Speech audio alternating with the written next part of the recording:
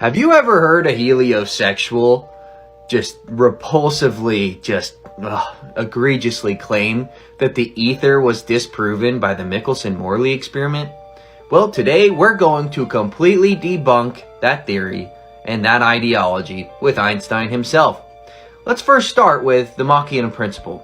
The Machian principle assumes that if the Earth were stationary and the universe were rotating around us, there would be a translation of motion down through the ether in the atmosphere from that shell. Also, guess what? Einstein wrote a letter to Ernst Mach admitting this. Shall we read the letter? If one accelerates a heavy shell of matter and then a mass enclosed by that shell experiences an accelerative force. If one rotates the shell relative to the fixed stars about an axis going through its center, a Coriolis force arises in the interior of the shell. That is, the plane of the Foucault pendulum is dragged around. Next time you hear a heliosexual say that the ether was debunked by either Albert Michelson, Albert Einstein, or any of the other physicists of our past days, read them this quote from Einstein. According to the general theory of relativity, space without ether is unthinkable.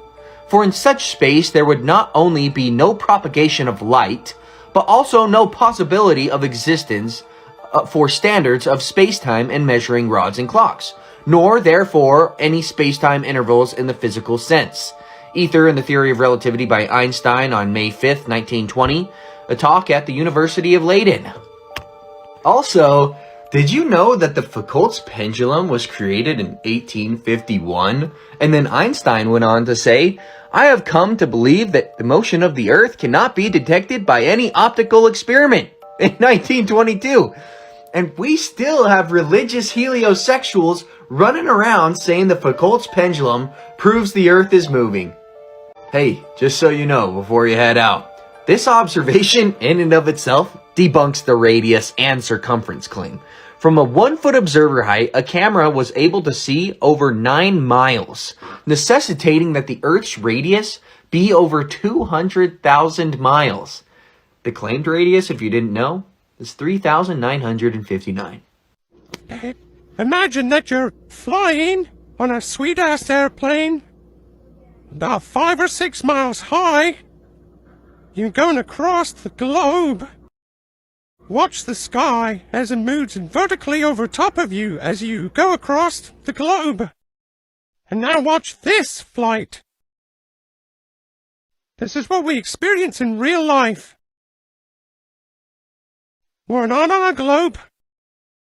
Nanner, nanner. Congratulations, India, you officially become the 4th biggest liar in history. I have a couple of questions for you. Who is in the moon filming the spacecraft landing? Also, what the hell is that surface? Is it that some kind of mirror? And how exactly this surface seconds later become this? Really? That's the worst Photoshop I ever seen. Also, I wanna ask you what material the spacecraft is made of and what is the maximum speed. There is another photo made from the spacecraft and I wanna ask you, where is the bloody stars? Why is so dark in space? Honestly, I was expecting more from Bollywood. The sun and the moon are opposite lights. The recorded differences in the temperatures of both prove that the moon is not reflecting the sun. The sun's light is golden, warm, drying, preservative, and antiseptic, while the moon's light is silver, cool, damp, putrefying, and septic. We have abundance of evidence that the sun moves daily round and over the earth in circles concentric with the northern region over which hangs the North Star. But, since the theory of the earth being a globe is necessarily connected with the theory of its motion round the sun in a yearly orbit, it falls to the ground when we bring forward the evidence of which we speak, and, in so doing, forms a proof that the Earth is not a globe.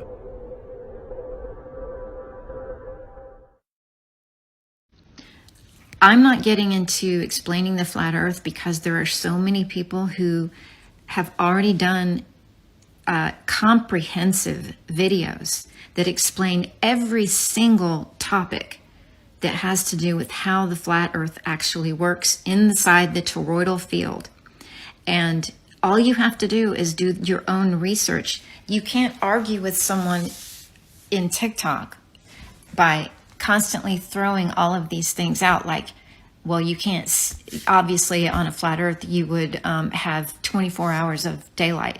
No, you wouldn't, because the sun spotlights one side of this disk and then moves around to the other side of the disk.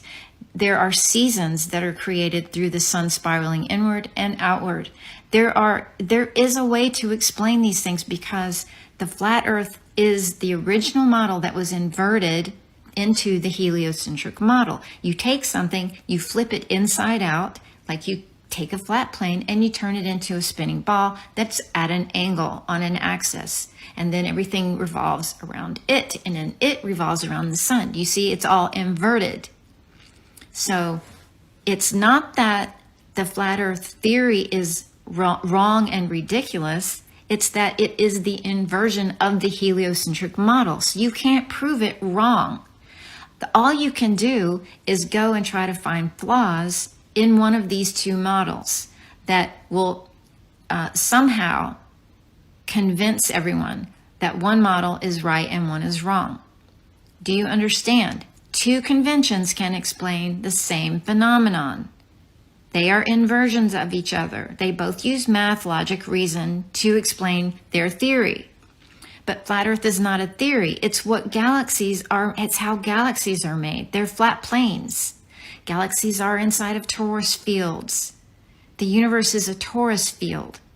So if you accept that and understand that that a galaxy is a flat plane, then you must understand how the flat earth is a flat plane inside of a torus field. It's the exact same thing.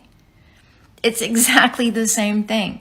But you haven't done your research, so you don't understand how it works. That's the difference. See, you can sit here and tell me all day long, well, the heliocentric model says blah, blah, blah. Well, I know that. I studied the heliocentric model just like you did. I was taught that in school. So I had to drop my ego and my programming, and I had to go, okay, let's look at the flat earth theory and see what they're trying to say. You can't go, oh, that's stupid, you're ridiculous, and not even research it, because you don't know unless you research it, right?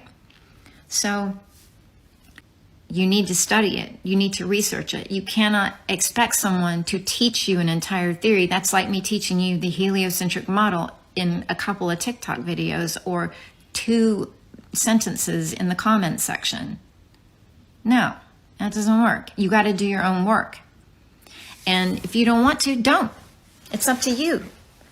But don't think that you can say something like, ships disappear over the horizon because we're on a curve. That just makes you look stupid, because ships disappear for another reason. They go beyond your vision, your point of vision.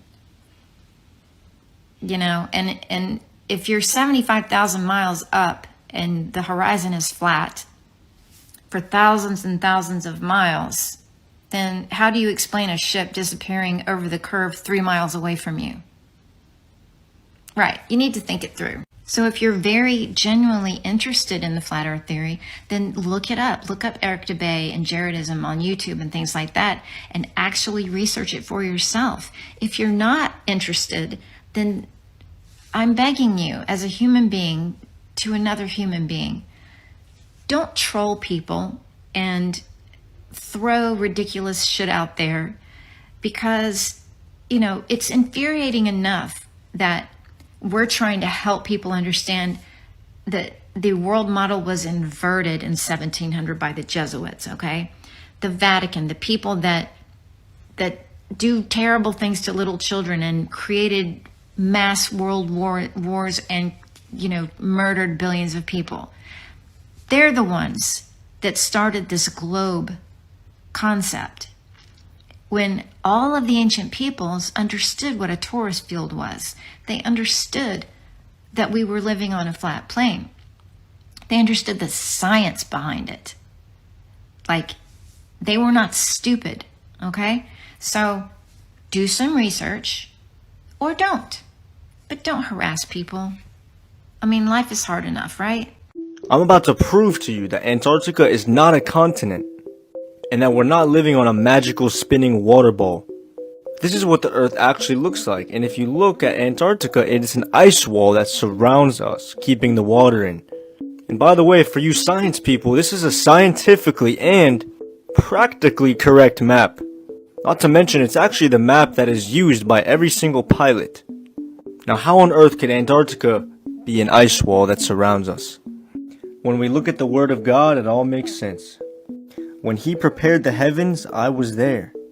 When He set a compass upon the face of the depth. In other words, He drew a circle on the face of the deep. The deep is the oceans. Compass also means a range or an enclosing limits of an area. Now let's carry on. So we know that God created a circular boundary upon the face of the ocean. When He gave to the sea His decree that the waters should not pass His commandment. Just look at God's beautiful creation. It is a perfect ice wall boundary that He created to keep the water in. This theory is even backed up by the United Nations official logo. Notice how Antarctica is not anywhere to be seen here. Because it goes around. They're putting it right in your face because they're required to. Why do you think it's called the Antarctica Circle? And if you haven't seen enough yet, if you go into Google Earth and you measure any area using their measuring tool, you will get this perfect little highlighted box around the area that you measured. Right, and it'll tell you the area, the perimeter. But just like I said, they have to put it in your face. So watch what happens when we do that on Antarctica. It doesn't give us a highlighted box. It gives us a long ice wall, a long circle. It's part of God's rules for them to put the truth in your face. Luke 12 verse 3, whatever they've spoken in the ear in the closets, or they've spoken in darkness, or in other words, whatever they speak in secret, it must be proclaimed or shouted upon the housetops. So they have to slip truth in there for you to see. Let me tell y'all something. God's word is true, it's accurate, and it is alive. There is so much information that is hidden from you. Elon, you got some explaining to do, bro. So first off, this is what 666 looks like in Aramaic, which is the language the Bible was written in. We know that 603 score and 6, or 666, is the number of the beast, or the number of the devil, Satan. Alright, so you have the S, you have the 3, or the backwards E, and then you have the X, alright, S-E-X. Alright, if we look at the Tesla models, look, S, then the 3, and then the X. Right, he's just mimicking the 666. Right, if we look at X, the new Twitter logo that Elon created, two of them put together is the Masonic logo, the Freemasons. Elon is a big faker. Look at the SpaceX logo. You see that big curve? They're putting it right in your face. It's because all the SpaceX launches, they literally curve when they go up. They're not going to space, they're just curving. Look at this. That thing is not going to space. We live under God's firmament dome, right? We live here on the flat earth, and then we have God's firmament protecting us from the waters above. Firmament was known by the Hebrews as an extended surface, solid, expanse. Considered by the Hebrews as solid and supporting the waters above. This is the biblical usage of firmament. Not this fake Google definition where they tell you it means the sky. No, it is a literal solid surface that God created to separate the waters above from the waters below. Job 37 verse 18, hast thou with him spread out the sky which is strong and as a molten looking glass. This is why when all the rockets go up, they curve. Because space is not real. They're fooling you and they want to take you away from the truth, which is God and Jesus Christ. Elon, you are wicked. Ephesians 5 verse 11, and have no kavara, meaning have no fellowship. Have no fellowship with the unfruitful deeds of darkness, but rather condemn them or expose them. Here's Elon with the Antichrist suit on. Yup, it's got the upside down cross on it with the Baphomet head, letting us know who they worship. Don't fall for these fake heroes out here, man. There's only one hero, and it's Jesus. Does anyone actually still believe that this piece of junk went through a space vacuum 238,000 miles away and landed on the moon? Yeah, this is what NASA is saying landed on the moon. I mean, just look at this thing. It looks like it's made out of cardboard, aluminum foil, and duct tape. That's right, I said duct tape. Remember this goat cart NASA brought to the moon? Yeah, well, they used duct tape to hold it together. You guys don't believe me? Let's ask NASA. NASA themselves said they used duct tape to hold the moon buggy and moon lander together. Not only did this thing land on the moon, it also took off. 99, proceeded, 3, 2, 1, ignition. Right away, Who's Houston. filming that? Vector good. Who stayed to film that? That wasn't the only time they used duct tape. During the Apollo 13 lunar mission on the spacecraft, an oxygen tank exploded. After many hours, the engineers came up with a plan to modify the canisters using duct tape. Guys, shadows don't lie. NASA does. Does anyone else find this a little strange and interesting that rainbows take the shape that they do? It's always curved like a dome. Well, this is how they explain it. The white light comes in to a single drop of rain, refracts, then reflects, then hits your naked eye, causing this. And honestly, it's actually laughable on what mainstream science tells you how rainbows are created. Well, we all know what you really need is you need a prism to create a rainbow effect. You see the white light hitting a straight prism, creating a straight rainbow. So can someone tell me how, when you go outside and you look at a rainbow, it's always arched like a dome? Well, maybe is it because we live under some type of dome or firmament, like all of our ancient ancestors depicted? Now this is Werner von Braun, known as the father of NASA, and on his tombstone he put a Bible verse, Psalms 19:1. The heavens declare the glory of God, and the firmament showeth his handiwork. Now can someone riddle me this?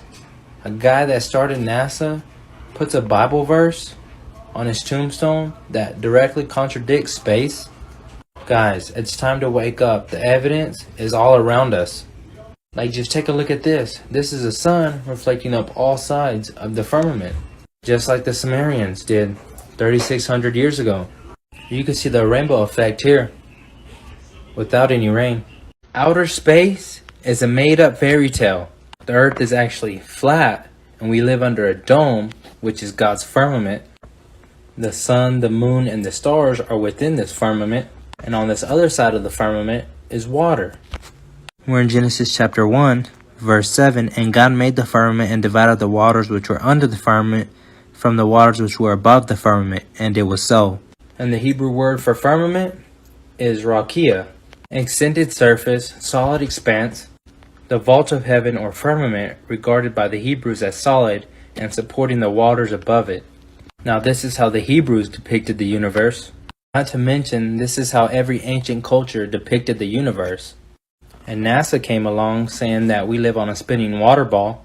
The reason they put this heliocentric model together was to take you away from God. They want you to believe that you are just some small speck of dust traveling through a space vacuum on a ball spinning that was created from a Big Bang 13 billion years ago. I'm just here to tell you that God's word is true. You are special. You are created in His image. Once again, this space is fake. The only thing that's been to space is your imagination. The flat Earth map dates back over 1,000 years. This map is credited to being created by a Persian astronomer. His name was Al-Biruni, and he lived between 973 AD to 1048 AD. It's the official map of the United Nations and also the United States Geological Survey. It used to be present in many places before the creation of NASA and the Antarctic Treaty in 1959. Here you see it with Admiral Byrd. This map has been restored by Dmitry from Russia with suggestions of mine, Eddie Alenkar. Known by my YouTube channel Flat Earth Banjo, I asked Mitri to include the Bermuda Triangle and Point Nemo, a place deep in the Pacific where NASA buries rockets. Then Robert Tozzi, a professional mapmaker, came along and enhanced the map even more. There are many people now selling this map online, but if you could order it from my online store, I would greatly appreciate it. Visit my online store now and order one of the items. I humbly thank you.